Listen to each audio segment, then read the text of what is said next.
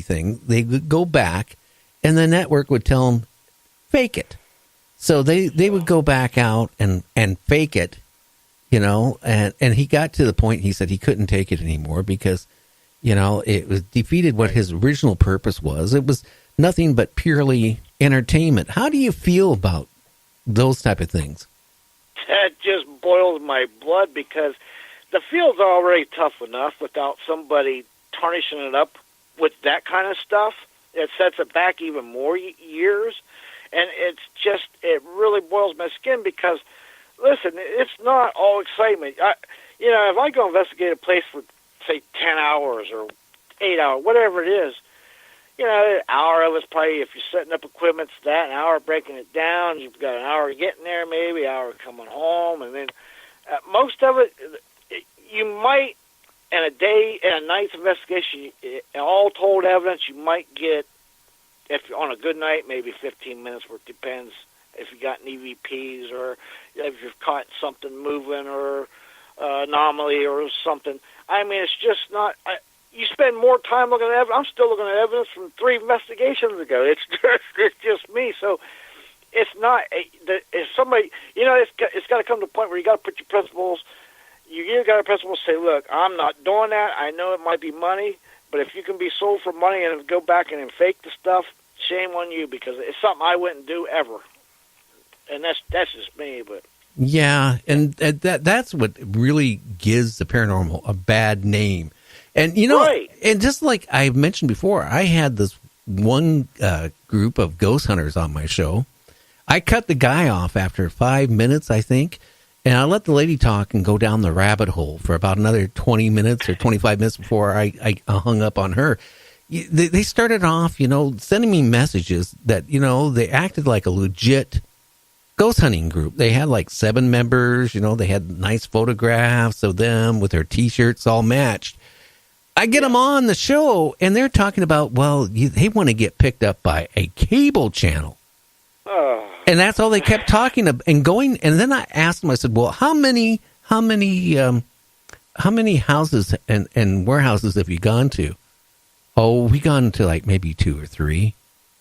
And I said, well, how long is your normal investigation? Oh, an hour or 2. How can you investigate somebody's house that has a haunting problem in an hour or 2? That told me that they were a social group and they're doing it nothing more as a hobby. And they're thinking, well, gee, let's take our hobby and try to make money off of it. Make a living off of it. And see that, and that sucks because here's the thing. I've never in my 30 years have charged for anything in the paranormal or psychicness, none of it. And never will. That's just me. I have nothing against anybody that does.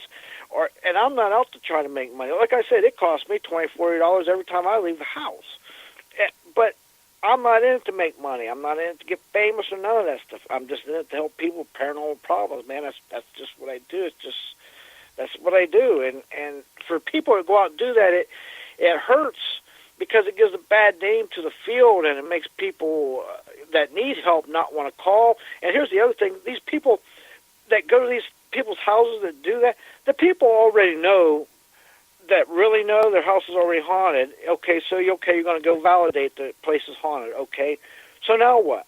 Are you going to help them with it, or are you just going to walk away? You went there and stirred things up, and now you're walking away. I don't like that. I don't like people that just investigate just because they want, a thrill of it. People actually need help with these things. I've seen whole families huddled up in rooms. It's miserable. They want some help. They don't need somebody to come in, a group of people that's been on 3 investigations and trying to make a living out of it and go in there and stir things up, even worse. Now, that's what I was really scared of, that they would stir it up to when they left. The people would have more problems than they had to begin with. And then I've had other people want to be on the show, right? And when I started looking at their websites, you know what they do? They start out, they'll come to your house and spend blank amount of time, anywhere from $300 to $800. Oh, my goodness. Wow. Now, to me, that's taking advantage of somebody that's down and desperate. I don't know. It's just, that rubs me the wrong way. It's just not me. I couldn't do it. I couldn't live with myself. Well, again, what they're trying to do is milk the scared, homeowner, Yeah. and Taking advantage. yeah, and what are they going to do? Well, they're going to go in there, and if they're charging, $300 to $800 to go investigate, what are the people going to get out of it other than losing $300 to $800? And I bet you, as soon as they leave, Well, here's the thing. People, I can tell you this much. Usually people that do that investigate and do that, they're not very respectful of the spirits. So they're really going to make them mad. I almost said a bad word, but they're going to make them mad, the spirits. So when they leave, they're going to be vindictive. And actually, some of them spirits that are really evil that can go with them may follow some of these new people, investigators, home, and then we'll see how they like that. And then the poor people that live there, they've got to deal with the fallout. Oh, boy. I've actually come across a few cases like that, actually. Well, that's why I normally do. I had one on the other night. I'm sure you heard me talking to Larry. And then I usually have, every couple months, I have Southern Paranormal in. And I have one other group on. Occasionally I have on because they seem legit. I keep up with their websites. They don't charge people, and they are sincere. The bad is now, since my listenership has gone up so high, I get all these mediums. I get all these psychics on, want to come on, and then all these ghost hunting groups. And then I try to weed them out. And as soon as they start saying stuff that's a little odd, okay, that's the end of our conversation. I mean, I don't want to bring fakes on. I mean, occasionally they're going to sneak through, but I mean, I don't want to bring a group on at a social group that get together and go have, a couple drinks, and then they go out to somebody's house and don't even know what they're doing. Right. And you got to, the people you're trying to help, you've got to build a trust with these people. You've got to counsel them too. It's not just going in and, I'm going to use you as my self-fulfilling thrill seeker. I help them. You've got to counsel them. You've got to do what you can do to help these people, and they've got to be able to trust you. You've got to, like, confidentiality. You just can't put out there and blast all over.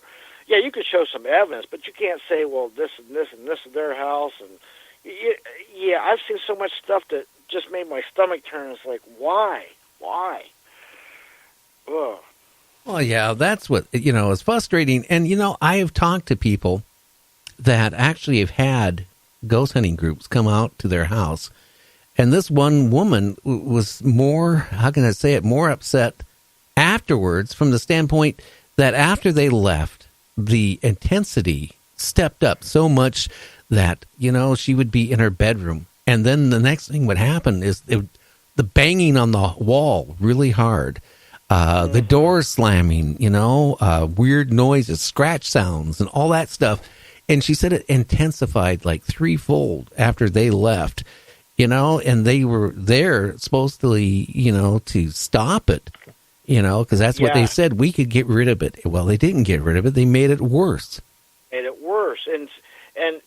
listen, those spirits are even more vindictive when that happens, especially if you got people who are just maybe fly by night or doing it for their own thrills. So they're not going to be right there. That caliber person's probably not going to be very respectful to the spirits, and they're not thinking about the well-being of the people in the house. They're there for their own self thing. So there's going to be some fallout from that, and I've come across that several times in the last 30 years. Believe me. Yeah. Yeah, have you ever felt like giving up on it, too? Have you ever said, I just can't do this anymore, I can't emotionally handle it? Or have you... the emotional part I've gotten over, not handling. What really sometimes gets me is the frustration. The frustration to know, I know that I helped this people, this family, and I know that what was there was bad. And believe me, I can tell you one about a month ago that it was a real spiritual, mental, physical battle. And it was filmed. Believe me, it was a hell of a battle, and there was some serious evil there. And I know it's so frustrating because the people, what they did, brought it in there. They were into some things I'm not going to say, but they were into things that they shouldn't be doing.